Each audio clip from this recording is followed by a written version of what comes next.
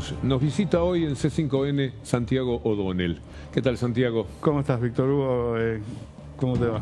Bien, hasta hace instantes estábamos hablando con Iván Jagroski. ¿Qué tal, Iván? ¿Cómo anda, Víctor Hugo? ¿Bien? De una nota que Maradona dio al Washington Post, la única que dio para los Estados Unidos a Santiago O'Donnell.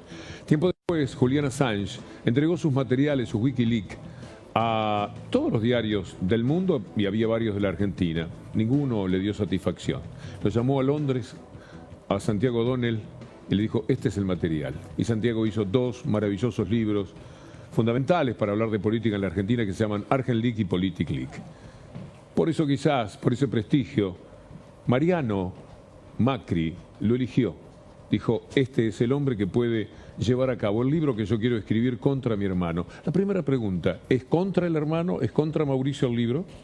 Yo creo que es muy fácil. No, te diría que no. Yo creo que las relaciones humanas son mucho más complejas.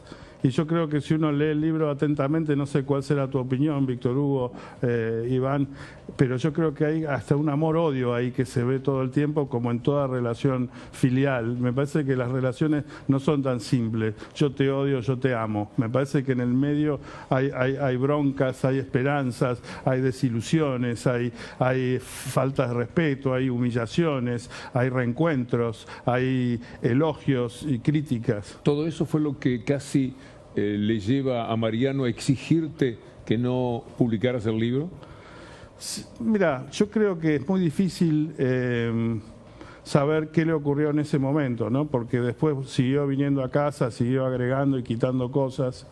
Me parece que es muy, pero muy difícil, digo, si fue un momento de él de duda, si fue una estrategia de control de daños ante tremendas presiones, si fue algo que él trató de hacer o su subconsciente. La verdad que yo estoy convencido que hice lo que él quería que haga y que él me eligió porque sabía que en esos momentos de mucha presión yo no iba a dar marcha atrás, iba a cumplir con mi palabra. Y mi palabra con Mariano, y él también me lo reconoce en un email, es que yo, mientras yo esté hablando con él y solamente sean 4 o 5 personas las que sepan, incluyendo dos enormes periodistas, compañeros míos que me estuvieron desgrabando las notas, Guido Basallo y Juan Manuel Bocacci. Una vez que, mientras se mantenía en ese círculo muy, muy pequeño, yo estaba encantado de entregarle el material, que se suspendiera todo, que no se publicaba nada y que yo le pagaba de mi bolsillo a las personas que me ayudaban a transcribir las cintas y terminaba todo ahí. ¿Y por qué ahora?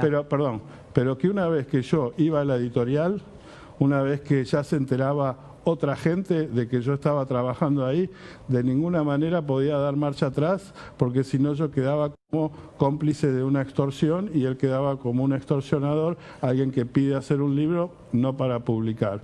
Entonces, eso que era muy, muy claro entre nosotros, el día que yo le digo, estoy listo para ir a la editorial, en ese momento, si no me equivoco, llevábamos 8 horas de las 17 horas de grabación, no hay marcha atrás una vez que alguien se entera que estoy haciendo este libro fuera de este círculo íntimo. Él estuvo muy de acuerdo, le pregunté si había consultado con la única persona que habíamos hablado que podía él consultar en su círculo íntimo, me dijo que sí, que estaba de acuerdo, así que yo tengo una gran ilusión de que esto es lo que él quiere y conociéndolo estoy bastante confiado de que así es. ¿Y por qué ahora, Santiago, crees que decide hablar? ¿Por qué no antes y por qué no después de repente? No, justamente yo creo que esto empieza hace mucho tiempo. Diría que en 2007, cuando recibe la familia, digamos los hermanos, las empresas de parte del padre, ahí él empieza a ver que hay como un maltrato hacia el padre por parte de Mauricio y su hermano Gianfranco, y él empieza a tomar distancia de los hermanos. Al principio les da el beneficio de la duda, todo esto lo cuento en el libro, ¿no? Les firma un poder para negociar con el padre, después el padre lo empieza a llamar Poncio Pilato, como que te lavaste las manos. Él poco a poco va endureciendo su posición, consigue el apoyo de sus 2 hermanas para tener la mayoría en el directorio, después por una maniobra que él describe como una especie de apriete hacia el padre, que le empieza a pisar los pocos negocios que le quedaban en China. El padre le ordena a las hijas que no lo apoyen a Mariano y se va. Entonces ahí empieza un crescendo donde primero empieza a denunciar las maniobras de lavado, vaciamiento que se habrían producido en la empresa ante la Comisión de Valores. Después va a la justicia ordinaria. Finalmente ahora estaba a punto de también había pedido, creo que alguna intervención en la justicia federal con la Procelac y demás. O sea, él fue, no es algo que pasó de una noche a la otra, él fue tomando un proceso muy lentamente, meditó muchísimo sus pasos y cuando decidió hacer este libro o contarme la historia para que yo haga este libro, me parece que el proceso de, como él dice, un proceso de 13 años de ir pensándolo, meditándolo y casi que sintiéndose arrinconado, no sintió que era el momento de patear el tablero porque no le quedaba otra. ¿Él es consciente que por alguna de las declaraciones que hace en el libro es bastante probable que lo llamen como testigo a alguna de las causas judiciales que tramitan contra el expresidente de los tribunales federales de Comodoro Pi? No solo es consciente, sino que lo dice claramente en el libro, en su introducción. En la introducción dice claramente, exactamente las palabras que vos me decís, que eres consciente de que esto puede llegarlo a tener que hacer algunos testimonios, ir a dar explicaciones o explicaciones de lo que él vio en la justicia. Perdón, me explico cuando digo, si es consciente es que si puede convalidar con documentos lo que él plantea, digamos, si esos documentos judiciales que pueden disparar no solamente causas judiciales, sino podrían haber disparado investigaciones periodísticas, ¿lo puede convalidar o hasta dónde lo puede convalidar? Mira, yo te voy a dar un ejemplo muy claro para que hablemos en concreto. Es un pequeño ejemplo de lo mucho que está pasando en el libro, porque yo creo que en el libro hay muchísimos disparadores, hay muchísimas novedades, hay muchísimas cosas que a mí me dejaron helado y estoy seguro que la gente que sigue este tema también. Pero te voy a dar un pequeñísimo ejemplo, ¿no? Hace poco salió en todos los diarios que el grupo Macri le hizo juicio a la empresa Avianca por 10 millones de dólares porque dicen que nunca le pagaron lo que a todas luces ha sido denunciado por el diputado Tailade y algunas personas más, o sea, hay varias denuncias de que es una autoventa porque todo el mismo equipo de management del grupo Macri se quedó en Avianca y manejando la low cost, ¿no? Ahora, él dice, Mariano Macri, en la justicia, no es que me lo dice a mí, lo dice en la justicia comercial. La verdad que tendría que haber repasado el libro para decir el número de juzgado y el nombre del juez, porque está en el libro. Pero él dice que en los balances de SOCMA figura que se pagó todos los 10 millones menos la última cuota, que no sé si eran de medio millón, no sé qué. Entonces, si ellos le están haciendo juicio a Avianca porque le debe 10 millones de dólares y en los balances de SOCMA figura que los 10 millones de dólares se pagaron, me parece que es muy fácil sumar 1 más 1. Y así te puedo dar muchísimos ejemplos. Ahora, ¿es tan sencillo tratándose de los Macri eso, 1 más 1? Digo, hago mía las palabras que utilizó un representante de la coalición oficialista diciendo ¿qué miedo puede tener Macri en la justicia después de lo que ha hecho durante todos los años que fue empresario, por ejemplo? Bueno, ninguno. Ese es el gran temor de Mariano, has dado en la tecla, que no va a pasar nada y que él va a quedar, digamos, acorralado por el macrismo y por su manejo de la justicia, seguramente. Lo que yo digo es que en el libro, a diferencia de algunas cosas que escuché, muy lejos de ser habladurías, hay denuncias concretas presentadas a la justicia con pruebas, con abogados, con balances, hablando de vaciamiento, hablando de maniobras back to back, que es una forma de lavar dinero a través de préstamos en una empresa que casualmente tuvieron la mala suerte de elegir para hacer una especie de venta simulada, según denuncia el propio Macri en mi libro, Mariano, al Main Bank, que es un banco austríaco que acaba de cerrar hace 6 meses por maniobras de lavado en Europa Oriental y que fue utilizado por la firma Odebrecht en su sucursal de Barbados para pagar todas las coimas que se pagaron en América Latina y reconocidas por la firma Odebrecht, y que por supuesto está sospechada porque fue socia del soterramiento del tren Sarmiento con la familia Calcaterra, que también a su vez sospechó la venta de Macri a Calcaterra, también es motivo de sospecha. Ya que instala muy bien ese tema Iván Jagroski, están los parques eólicos también. Claro que ahí sí. lo pueden llamar porque existe la certeza periodística de que él vendió barato, compró para vender y que lo siguió haciendo mientras era presidente con testaferros. Eso está aquí en el libro. Claro, y ahí, bueno, de vuelta, yo no soy abogado, no soy juez. Siempre digo, Víctor Hugo, usted me conoce, bastante difícil es hacer periodismo como para querer cambiar el mundo, ¿no? Yo trato de contar una buena historia y ya demasiado como para decirle a la gente lo que tiene que hacer, a la justicia, a los políticos o a los jueces. Dicho esto, yo creo que en el libro, por ejemplo, se menciona un estudio, se menciona quién habría realizado ese estudio y qué es lo que diría ese estudio sobre el costo de las empresas de Isolux que terminan siendo compradas a un precio muy menor al que figura en ese estudio. No sé si son pruebas contundentes, pero claramente aportan para avanzar. Si a eso se le suma una denuncia que ahí ya sí la veo mucho más difícil de comprobar, pero que son de presuntas presiones de la Casa Rosada bajo el gobierno de Macri para que Isolux, que es una empresa que estaba muy cuestionada en la justicia española por maniobras de corrupción, para que venda barato, so pena de que sus negocios oscuros salgan a la luz. Sí, terminó yendo preso después por la causa Cuadernos el CEO de Isolux de Goicoechea, el primero que lo trajeron estaba esquiando y lo encerraron. Santiago, cuando comenzaron a hablar con Víctor Hugo le preguntaba sobre amor-odio y vos lo que decías era que había otros sentimientos cruzados que matizaban o que le ponían otros colores, digamos, a esto. Pero lo nombraste al final cuando yo te preguntaba lo de las causas judiciales, el miedo. En general, cuando uno habla de gente que lo conoce bien a Macri, bien personalmente, y se le ha enfrentado, una de las cuestiones que los atraviesa en su relación con Macri es el temor. Alguien que no olvida, por lo que le dicen el Calabrés. El Calabrés. ¿No? ¿Cuánto has visto, vos que lo conocés a Mariano, de miedo después de que vos le anunciaste que el libro iba a salir?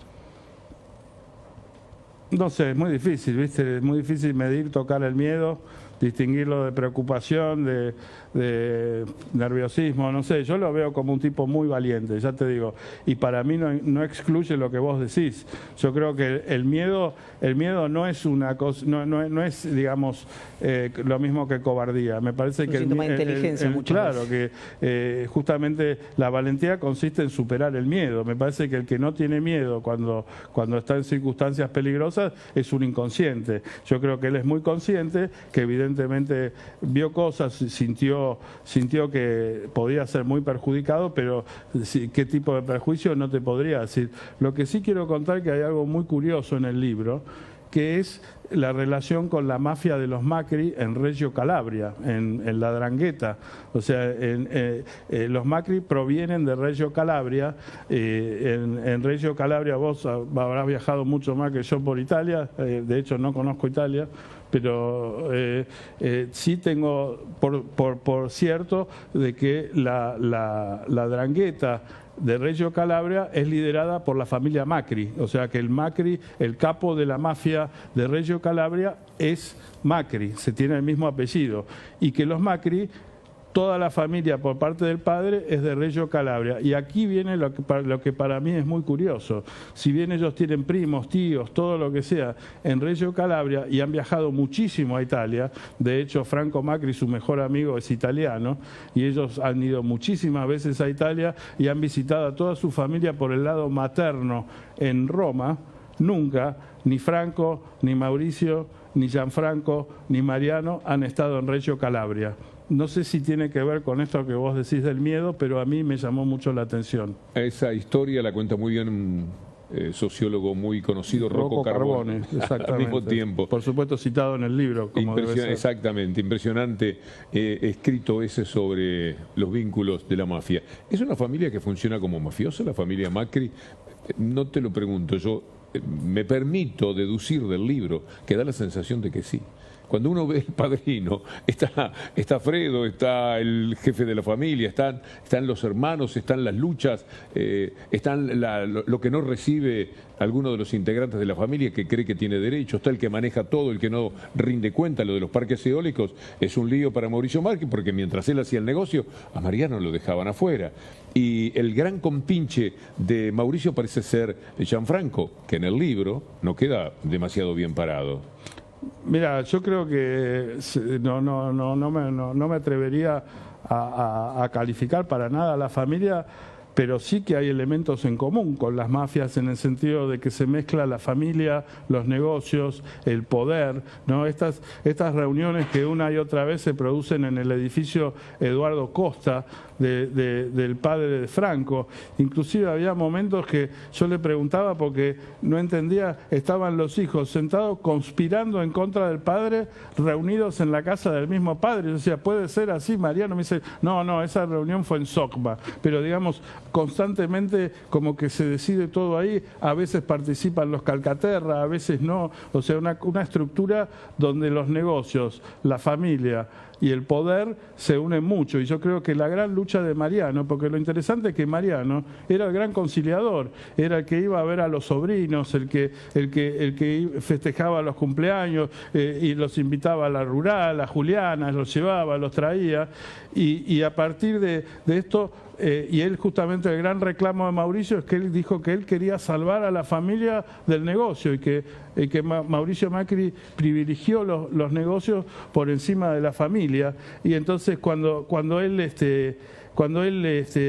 quiere, es tan triste y tan doloroso para él cuando hablan de que él lo hace por negocios. Él, lo que le duele mucho más que la plata, por ejemplo, es que el hijo de Gianfranco no lo invitó al casamiento, pese a la gran relación que él tenía, y no porque el sobrino tenía una mala relación con él, sino porque los padres le ordenaron a los hijos cómo tenían que relacionarse y cómo lo dejaban afuera, igual que a Sandra Macri, que le dice Mauricio, borrame de mi celular, borra a mis hijos del celular, porque su marido, no sé, tenía un problema con él. En ese sentido, el libro parece a veces una forma de catarsis que evita para Mariano llegar un día a las manos. Él habla, no de directamente pegar un tiro, pero habla de un tiro. Él habla de la cárcel que merece, o que podría ser lo único que morigerara un poco lo que es capaz de hacer Mauricio Macri. Esas partes son muy duras. Cárcel para el hermano, la posibilidad, la fantasía de que este tipo podría haber merecido un tiro en determinado momento. ¿Hasta dónde llegaron las cosas? Sí, realmente de vuelta, me parece que es un proceso muy largo, de mucho sufrimiento, y de vuelta, que es un tema para mí que tiene mucho, si bien algunos van a decir que es por plata, evidentemente el macrismo trata de instalar eso, yo creo que lo de Mariano es mucho más profundo, y lo mismo, que tratan de decir que este libro es chismoso, yo creo que este es un libro muy profundo, porque habla de las relaciones humanas, de cómo se forman los enfrentamientos. Yo a veces me lo describía a mi editor como un drama shakespeariano, donde tenemos el rey poderoso que va formando a su hijo, que el hijo crece y ya quiere el poder y ni quiere validarse, entonces parte a las cruzadas, y mientras tanto queda el otro, no se sabe si va a volver, entonces el padre empieza a preparar al otro heredero, y cuando el otro heredero está cerca de asumir, vuelve el hijo triunfante de las cruzadas y quiere retomar el trono y matar al padre y hacerse cargo, y entonces termina mandando al destierro al otro príncipe. No lo mataron, pero lo quisieron declarar senil. Y lo mataron en vida, me parece que es un poco lo que decía Mariano, y aparece en muchas instancias en ese libro. Parte de la bronca de Mariano del libro es lo que él entiende que Mauricio le hizo al padre, a Franco. Para mí es, digamos, él da tres motivos para hablar, ¿no? Y me parece que ese, si no es el más fuerte, le pega en el palo. Yo cuando hablé con él, de lo que más me decía era siempre del tema del padre, ¿no? Los tres motivos son, primero esto, que él siente que hace 13 años que entre Gianfranco y Mauricio, disculpe que hable el primer nombre, pero para no repetir siempre Macri, quiero respetar mucho la investidura del expresidente. que él sentía que venía de una circunstancia de mucho padecimiento y mucho sufrimiento, como hablamos hace un poco, necesitaba de algún modo, inclusive tenía un tumor cerebral que sentía que toda esta impotencia y esta sometimiento y humillación le hacía crecer y que necesitaba hablar, esto que usted dice de la catarsis, número uno. Número dos, que él sintió que prácticamente el expresidente escupió en la tumba del padre al darle una entrevista a Leuco a los pocos días de su fallecimiento y hablar muy mal del padre. Todos sabemos que cuando muere un familiar muy cercano estamos muy sensibles, y él sintió que era un insulto al legado del padre, que ya había empezado muchísimo antes, prácticamente desde que Mauricio Macri ingresara en la política en el año 2007, cuando todos sus asesores políticos, y esto lo cuenta muy bien Gabriela Cerruti, le quiero rendir un homenaje a ella, que ha escrito una excelente biografía y ha trabajado muchísimo el tema Macri, y ella cuenta ya desde el primer momento que Mauricio Macri ingresa a la política, los asesores de marketing le dicen: te tenés que despegar de Franco, Franco es el pasado, vos sos el futuro, Franco es el menemismo, vos sos el nuevo, no sé, Franco es el malo, vos sos el bueno. Y Mariano dice, todo esto lo hizo papá. No podemos creer que la empresa puede caminar para adelante sin respetar ese pasado de lo que hizo Franco, con el cual Mariano tiene la actitud de una persona muy consciente de que no era trigo limpio el padre. Seguro, él mismo lo dice. Se deduce del libro, pero al mismo tiempo le tenía un profundo afecto. Bueno, él lo que dice es que el padre siempre pensaba en puestos de trabajo, y en trabajo arriesgaba mucho, evidentemente, como decís vos, a veces tenía que jugar por fuera de la cancha, pero que él lo que le interesaba era generar empresas, no llenarse de dinero, y la verdad es que lo que él siente es como que Mauricio Macri pensaba que las empresas eran de él, que eran suyas. ¿Por qué? Porque él era el capo, digamos. No sé bien cuál era el razonamiento, pero que él sentía que las empresas eran del padre, y que el padre, mientras estuviera a cargo, siendo que él las construyó, que él las armó, tenía todo el derecho a manejarlas y a manejar el dinero e invertirlo de la manera arriesgada que Franco Macri siempre optó, y no con el sistema de especulación financiera o boutique financiera, como llama el esquema de Mauricio Macri. Ahora me gustaría hacer alguna apreciación que Santiago la haga. ¿Por qué cree que, de lo que se desprende del libro, algunos delitos son menos importantes que otros? Digamos, ¿por qué los presuntos delitos de Mauricio, para utilizar la misma herramienta discursiva y separar por nombre y no por apellido, son más graves que los presuntos delitos de su padre, digamos, de Franco? Pero antes de eso, en todo el proceso, vos o él ¿han hablado con, si no es con el expresidente, con figuras cercanas al expresidente? Mira, Iván, el día que te toque hacer un libro así, te aseguro que me parece que lo menos que querés es que el expresidente esté al tanto de lo que estás haciendo. Al contrario, fue un trabajo muy reservado, donde solamente hablé con fuentes de muchísima confianza, y ni siquiera diciéndoles que estaba escribiendo un libro en muchos casos, o diciéndole que en este momento me estaba hablando Mariano Macri. Lo que más traté de hacer es justamente preservar la privacidad de la persona que estaba siendo entrevistada. Me parece que el expresidente ha tenido muchísimas oportunidades de dar entrevistas, ha hablado en muchísimos lugares, ha dado su punto de vista, tiene todos los micrófonos abiertos, y quería darle a Mariano Macri justamente el derecho de réplica. Falta el tercer tema por el cual Mariano quiere hacer el libro, de lo que venías describiendo. Gracias, Víctor Hugo. Que él siente que lo que le hizo Mauricio Macri a él, también se lo hizo a todos los argentinos como presidente, y que él siente un deber ético y un imperativo moral de decirle a la gente: ojo, no coman vidrio. Este hombre no es lo que parece.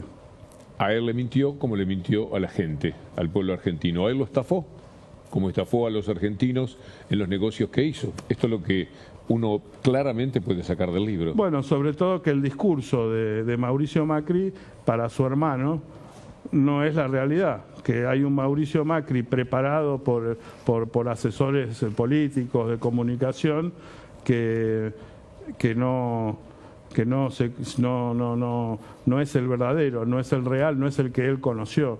No quiero dejar de pasar tu pregunta, Iván.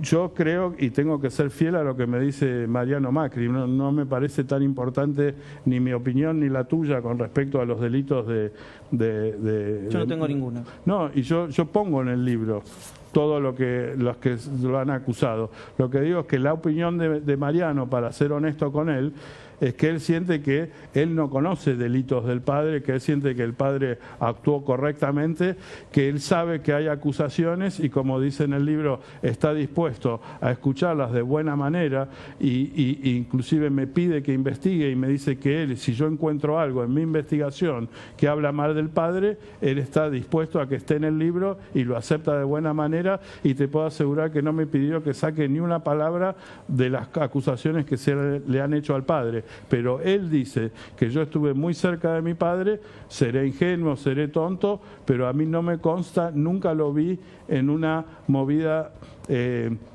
como se dice, egoísta o para él, que es lo que decía, para darte un ejemplo, ¿no? Que el padre iba al casino y dejaba la apuesta, ¿no? Entonces, la primera vuelta por ahí gana, ¿no? Deja todo. Por ahí, de un milagro, o sea, 99 de 100 veces pierde, pero cuando gana la banca. Ahora, esa manera de actuar te puede llegar al filo de la ley, pero no para él llenarse de plata en su bolsillo y hacer una cuenta offshore para llenarse de plata. Él dice, sí, es cierto, hacía cuentas offshore, yo en ese momento el mundo offshore no lo entendía tanto, qué sé yo, pero era para invertir en China, era para abrir una cerealera en Brasil, era para integrar canales con el negocio de no sé cuánto, era para sacar plata de Movicom y ponerla en el correo. O sea que su motivación no era ni llenarse de plata ni dejar fortunas en cuentas afuera, sino que si en algún momento hacía algo que no era totalmente legal, era porque no le quedaba otra, tenía muchos empleados, tenía, en el tema del correo, admite claramente que había dineros en negro y dice que fue el padre y no Mauricio el que lo armó de esa manera, pero dijo, bueno, yo lo entiendo a Angelo Calcaterra, cuando tiene 500 empleados, tiene que hacer negocios. Esa es la explicación que él me dio.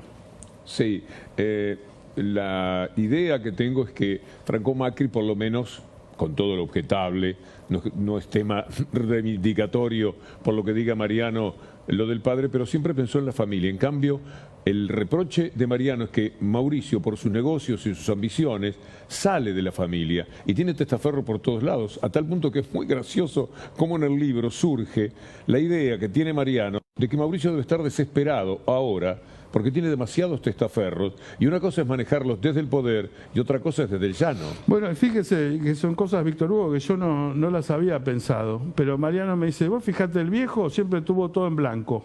O sea, podemos decir lo que queramos de Franco Macri, pero Sogma es de Franco Macri, Sideco es de Franco Macri, hasta Fleck Trading es de Franco Macri. O sea, hasta sus offshore están a nombre de él. Nunca ocultó nada. Él decía que él nunca fue socio oculto de ninguno de los autopartistas de Sebel, como sí era Mauricio. Digamos que él, bien o mal, como usted dice, no estamos ni para reivindicarlo ni para condenarlo, pero que tenía una cosa completamente distinta, que él hacía sus cosas y se hacía responsable y ponía la cara. Mientras que en ese sentido la manera de operar de Mauricio Macri desde el principio, quizás influido por Blanco Villegas, su tío, que también Ricardo Sin, un asesor muy importante que fue viceministro de Rodrigo durante el Rodrigazo, que también tenía una especie de desviación o una inclinación mucho más financiera y más de tejes y manejes, lo llevaron por un camino totalmente opuesto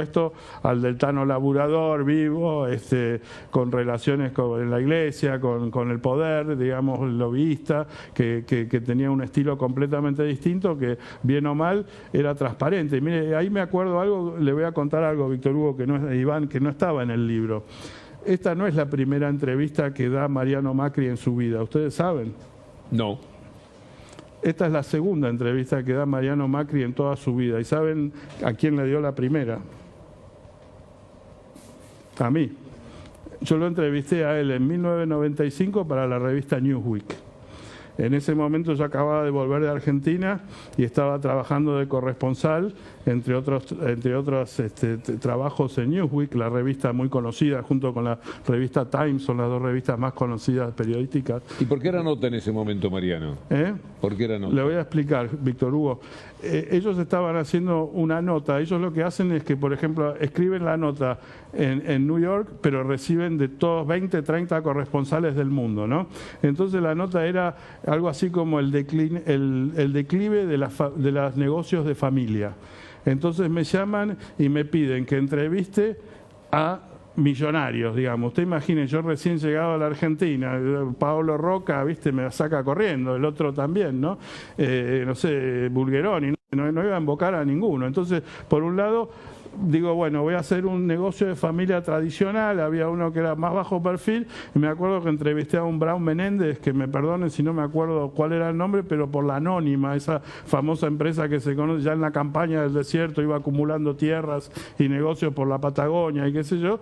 El tipo simpático, ahí me recibe, y yo digo, necesito algo más fuerte, ¿no? Y lo llamo a María, no sé cómo lo comuniqué, o si lo llamó mi hermano, mirá, necesito algo, no tengo, viste, para Newsweek, qué sé yo, y me acuerdo de eso, que me recibió al aire libre, no me acuerdo si fue en su quinta de los Abrojos o en otra quinta, me acuerdo también que no grababa, porque en Estados Unidos la tradición es de la libretita, no se graba, eso lo aprendí mucho en la Argentina, o sea que fue todo con libretita. También me acuerdo, y claro, mandé 5 carillas, estaba chocho, había conseguido un Macri que no había hablado nunca en la historia, qué sé yo, y ahí me dice la famosa frase que creo que está en el libro, donde me dice que una vez lo junta al padre y le dice, yo siempre voy a ser el mafioso, pero los voy a mandar a los mejores colegios y a los mejores clubes y ustedes no van a tener nada que ver con la mafia.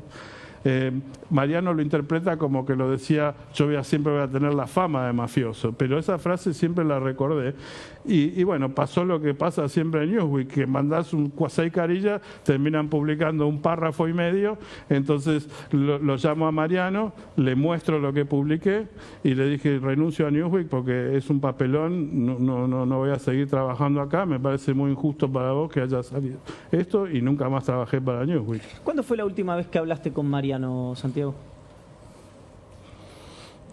Y debe ser fines de agosto, principios de septiembre, más o menos. O sea, hace poco, vos sabés que le mandé un mensaje, porque quiero respetar mucho su lugar, su momento, ¿no? Por eso le mandé, justo lo tengo en el WhatsApp, dice María, y abajo tengo Mariano, ¿no? Mi hermana María O'Donnell, la periodista, le estoy mandando un mensaje a María, sin querer se lo mandé a Mariano, borré rápido el mensaje que... ¿No volviste a hablar después de la publicación del libro? No. ¿Él no te escribió, no le escribiste, no hubo un intento de contacto, absolutamente nada? Me parece que es un momento que él necesita... yo no me gusta... Contención debe necesitar. Sí, me parece que no es un momento para exponerlo. Él maneja sus tiempos, él sabe lo que quiere, y yo lo único que quiero decir es que cuidemos a nuestros Mariano Macri, a nuestros Dolores Echeverre, a nuestros Chelsea Manning, a nuestros Julian Assange, a los denunciantes que se animan a decir cosas muy fuertes, porque ahora algunos dirán, no, confirma, no, contó un montón de cosas que no se sabían, y siendo quien es. Y me parece que más que buscarlo y tratar de pedirle que diga más cosas y tratar de que confirme y tratar de molestarlo, creo que lo tenemos que cuidar y lo tenemos que respetar. Él tiene toda mi admiración, y por su valentía mi lugar es muy fácil comparado al de él, y te puedo asegurar que en un punto no fue tan fácil. La valentía y la bronca, ¿no? Acumulada, porque hay también una historia de humillaciones, de estafas, de llevárselo por delante, de pensar que él no tenía el mismo derecho, aquello del hijo mayor de las familias italianas o de las familias de la Andrangheta, como decíamos antes, y da la sensación de que él estuvo siempre bastante mortificado por eso. Progresivamente, además, llegó Macri presidente, los negocios que pudo hacer por afuera, apartándose de la familia, y él sintiéndose completamente decepcionado por ese comportamiento. Yo creo que más que nada es que él dejó, el padre, como hablábamos esta mañana, Víctor Hugo, si me permite remitirme a nuestra entrevista esta mañana en la M750, él como que en algún momento él dice que las dos condiciones que deja el padre para legarle el grupo, primero, bueno, deja una cantidad de dinero que de una forma que lo sorprende mucho, Mauricio Macri le contesta, no, este dinero que nos está dejando no es suficiente, o nos dejas mucho más dinero o no hay trato. Y de otro tema era Mafioli. El tema era Mafioli y el tema era cómo se iba a gobernar la empresa. No con Mafioli. Primero que él decía que la condición que había puesto el padre era que el CEO, Leonardo Mafioli, no siguiera al cargo del grupo, lo cual pone a Mafioli en una situación muy vulnerable porque el que lo sostiene es Mauricio. Entonces claro, Mauricio Macri... Mauricio se afirma con él, construye con él un centro de poder con el que iba a ser desalojado de ahí y sale ganando con eso. Claro, porque el otro sabe que depende de Mauricio Macri, que lo sostiene diciéndole a los hermanos, bueno, estamos en una transición, es el único hombre que conoce todo y sigue la transición. Imaginemos cuando llega Mariano Macri con una idea Mafioli, sabiendo Mafioli que Mariano había hecho lo posible por cumplir lo que había dicho el padre.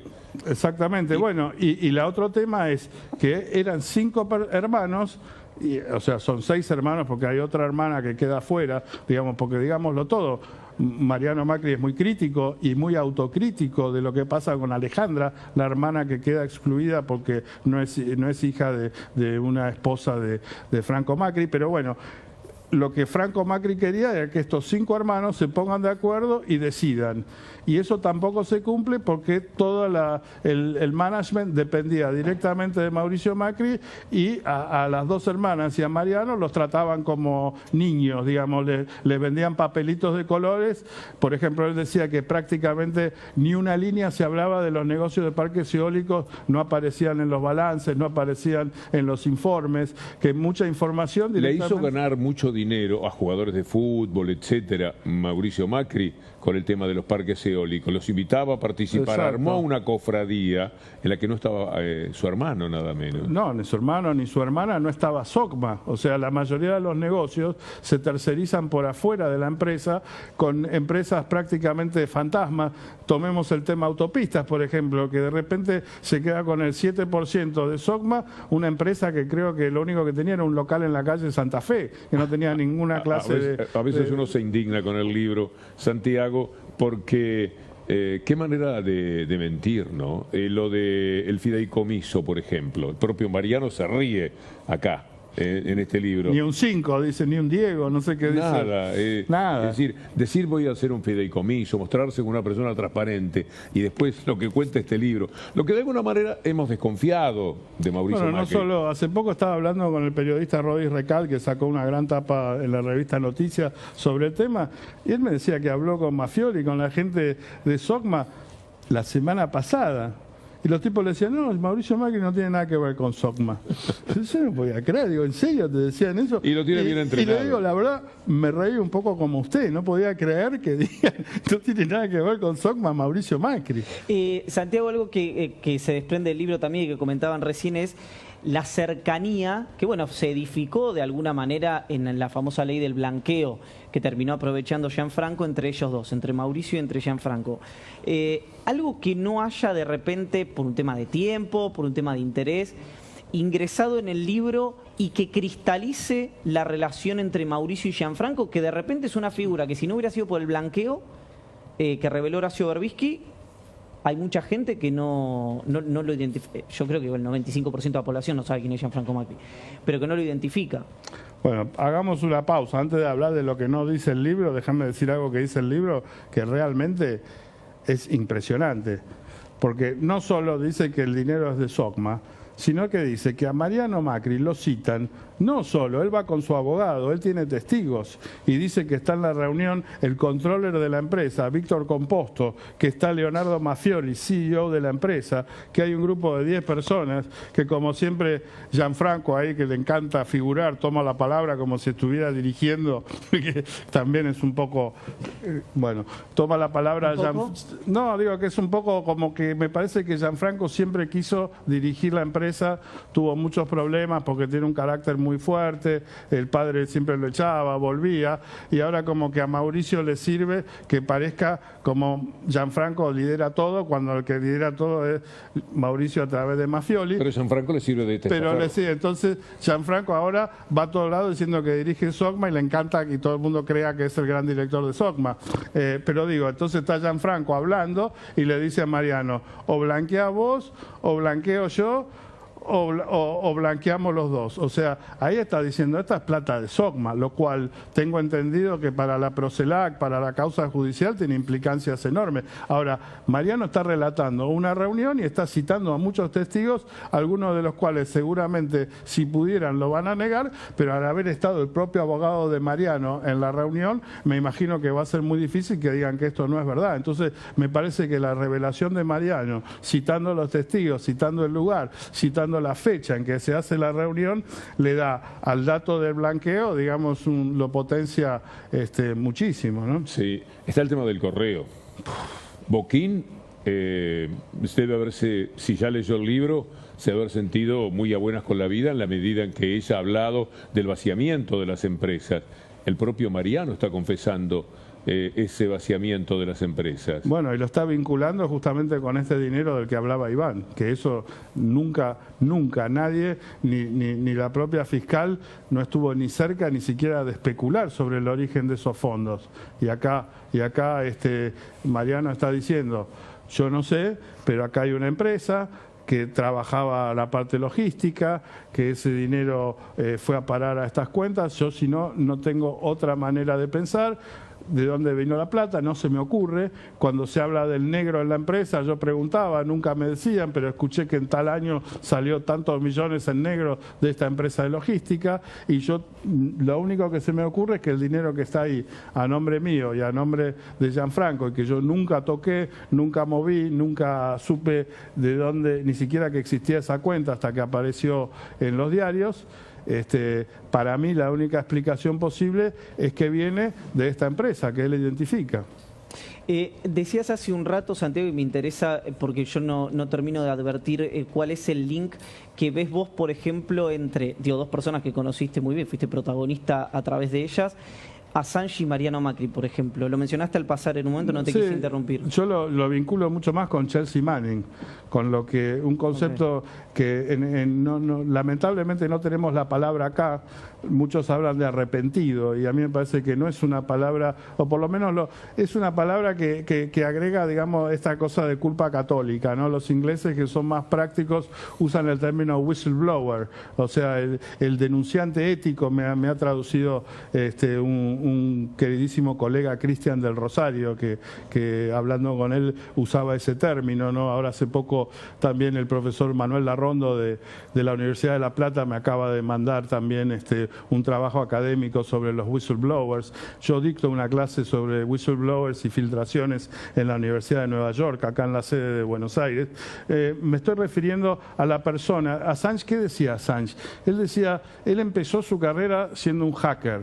¿Y por qué crea Wikileaks? Porque se da cuenta que el hacker desde afuera, ¿qué puede saber lo que realmente pasa, ¿no? ¿Qué puede saber Víctor Hugo, yo, Gabriela Cerruti, sobre lo que realmente pasa en la intimidad de la familia Macri, ¿no? Entonces, mucho mejor que tratar de espiar y ponerle micrófonos a la familia Macri para saber qué pasa, es que alguien de adentro, por razones morales, por razones de indignación y de injusticia y demás, decida hablar. Y entonces, cuando esa persona está... Este caso me parece que lo demuestra claramente. A veces es un instante, es una ventana de oportunidad, que si uno no tiene las herramientas, no tiene las condiciones, no tiene un Wikileaks, no tiene una formación donde diga te voy a contener, te voy a proteger, te doy a dar la oportunidad, por ahí esa oportunidad se pierde. Entonces, que es mucho más efectivo hablar con alguien que realmente conoce de adentro y generar condiciones para que esa indignación ética se traduzca en una denuncia, que tratar desde afuera de ver qué es lo que está sucediendo mal en ese lugar. Desde ese lugar, del lugar del whistleblower, yo vinculo a Mariano Macri con Dolores Echeverre, con Chelsea Manning y con tantos otros denunciantes que han trabajado para Wikileaks, con Edward Snowden y tantos otros que han dejado su vida literalmente literalmente por pararse frente a la injusticia y decir hasta acá llegué. Un momento dramático del libro es cuando él, casi independizándose de la mirada de Santiago, empieza a hablarle a Mauricio sobre un tema muy, pero muy duro y que define la falta de sensibilidad, la dureza, el egoísmo de Mauricio Macri. Mire, Víctor Hugo, yo tengo más de 17 horas y media grabadas de Mariano.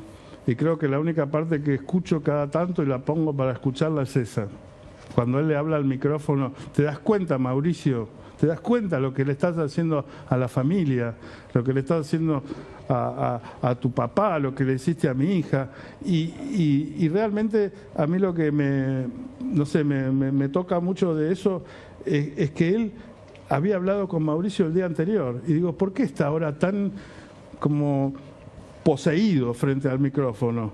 Y es que él, me parece que, y por lo menos es lo que yo pienso, ¿no?, que él le habló al hermano y nada, no le devolvía nada. Era, en serio, me decía, pero ¿a vos te parece que Gianfranco no se estará robando? O sea, le decía cualquier pavada como, pero si yo no sé nada de esto, pero o sea, a Ciro James, no sé, me lo contrataron y después me armaron un lío, qué sé yo.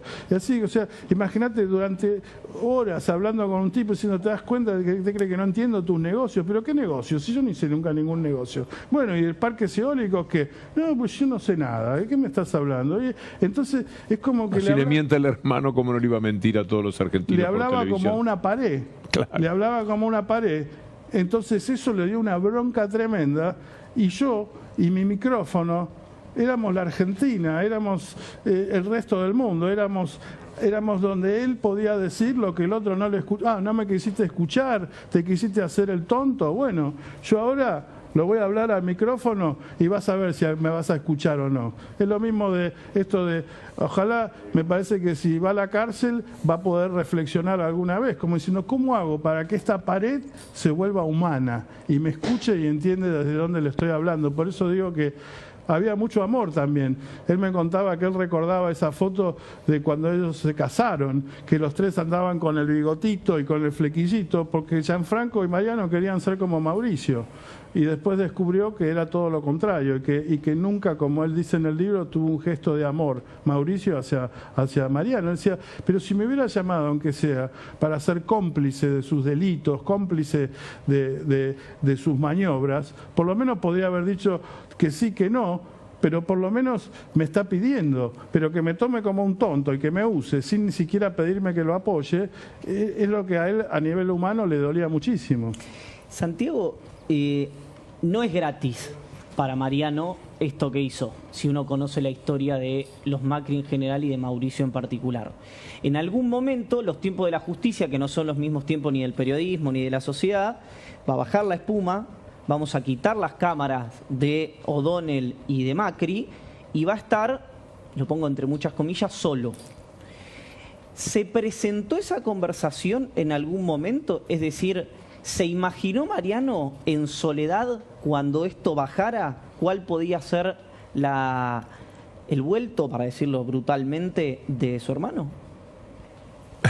Vamos a dejarlo con el gesto, porque verdaderamente me da la sensación de que es imposible quizás determinarlo ahora, y porque además se nos fue el tiempo. Ha volado. Ya se terminó. Okay. Sí, ya estamos. Santiago. Ni una pausa, nada, genial, les agradezco mucho. Me lo merece el esfuerzo, el libro. Todo esto está marcado por mi colega Ariel Jalad, él me lo prestó primero que nadie. Miren ustedes, todas las partes que él fue marcando, tiene más subrayado que lo que quedó sin subrayar. Esto hace al interés, al apasionante libro que yo me leí de un tirón. Estos son libros que uno puede parar de leer, menos si es periodista o si está interesado en los temas políticos. Santiago, muchas gracias. También Iván por acompañarme en la nota, pero sobre todo a usted muchas gracias una vez más. No, a usted, Víctor Hugo, Iván, muy buenas preguntas. Santiago. Vamos a Gustavo Silvestre. Muchas gracias por este ratito y alguna vez seguiremos charlando cuando vengan las consecuencias jurídicas, humanas de este libro que se llama Hermano, escrito por Santiago O'Donnell sobre la palabra de Mariano Macri, hermano de Mauricio Macri, expresidente de la República.